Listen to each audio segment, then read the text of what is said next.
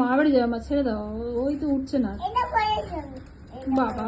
এটা এখন ছবি উঠবে না।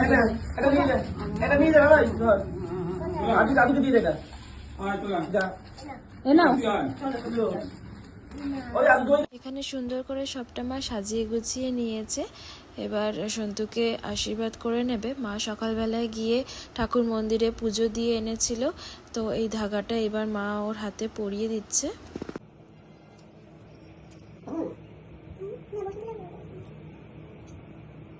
উলুলি দিতে উলুলি